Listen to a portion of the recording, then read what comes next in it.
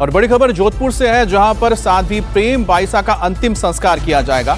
इससे पहले पोस्टमार्टम के दौरान अस्पताल में हालात तनावपूर्ण हो गए थे। पुलिस ने किसी तरह लोगों को समझा बुझाकर शव को रवाना किया है। आज बालोतरा में पेराऊ में साध्वी का अंतिम संस्कार होगा और इस बीच साध्वी के पिता ने दावा किया है कि इंजेक्शन की वजह से साध्वी की प्रेम बाईसा की मौत हुई है। सोशल मीडिया पोस्ट को लेकर साध्वी के पिता का कहना है कि उन्होंने ही ये पोस्ट सोशल मीडिया हैंडल के करने वाले व्यक्ति के जरिए कल पोस्ट करवाया था और मौत के 4 घंटे के बाद सोशल मीडिया पर हुए पोस्ट की वजह से इस मौत की गुत्थी और उलझ गई है। पोस्टमार्टम सामने आने के बाद ही आगे का पूरा क्लियर होगा कि क्या वजह रही है उनकी मौत की, और साथ ही साथ इस पोस्ट की वजह से भी कई सारे सवाल खड़े हो रहे हैं। क्या साध्वी को कोई ब्लैकमेल कर रहा था? क्या साध्वी को किसी ने सुसाइड करने के लिए मजबूर किया?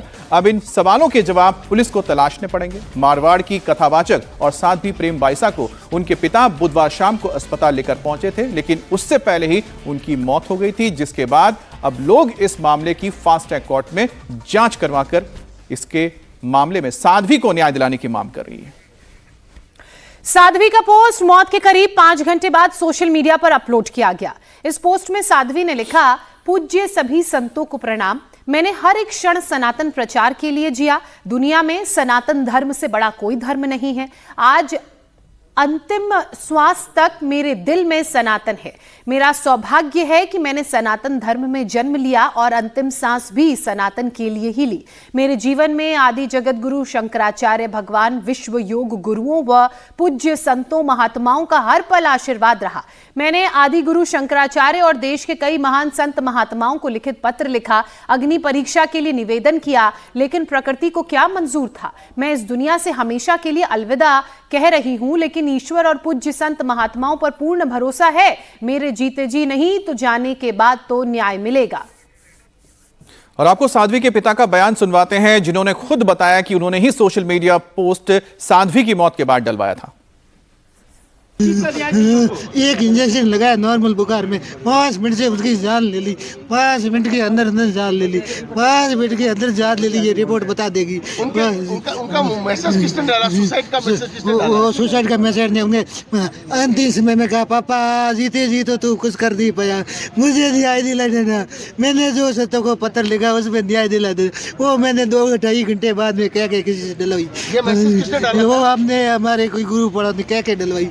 सोशल मीडिया हैंडल करने वालों से हैंडल करने वालों से। परेशान क्यों थी? उनको क्या तकलीफ? कोई वो ऐसे ही उसको नॉर्मल बुखार था, बाकी कुछ नहीं। उन्होंने पहले भी अपने बारे में कुछ पहले कहा तो था? जो किया दुनिया के सामने, हर चीज सामने है। पुलिस के पास में सब पूरी रिपोर्ट सारी की, सब वो उजागर करना चाहते। सब अब आप क्या चाहते हो? मैं बस सबसे समस्त देशवासियों से, राष्ट्रवासियों से, जिसमें विश्वास है। साध्वी प्रेम बाईसा के पिता को आप सुन रहे थे। साध्वी की मौत को लेकर स्थानीय लोग अब आक्रोशित हैं। कुछ लोग साध्वी के पिता पर भी सवाल खड़े कर रहे हैं। उन्होंने पूरे मामले की तेजी से जांच कराने की मांग की है। जब हमने ये घटना सुनी तो अब ये खड़े थे, हम यहाँ सब आए, देखा हमने तो यहाँ पे जो ये साध्वी जी के पिताजी अपनी मनमर्जी कर रहे थे। बार बार पता नहीं किन किन को फोन लगा रहे थे, पुलिस प्रशासन वालों को रोक रहे थे और हम पूरी कॉलोनी वालों को धमका रहे थे। हमारी यही मांग थी कि पोस्टमार्टम हो, साध्वी जी को वास्तविकता में न्याय मिले। न्याय की हमारी उम्मीद है। हम भगवे के पीछे और साध्वी जी के पीछे यहाँ आए।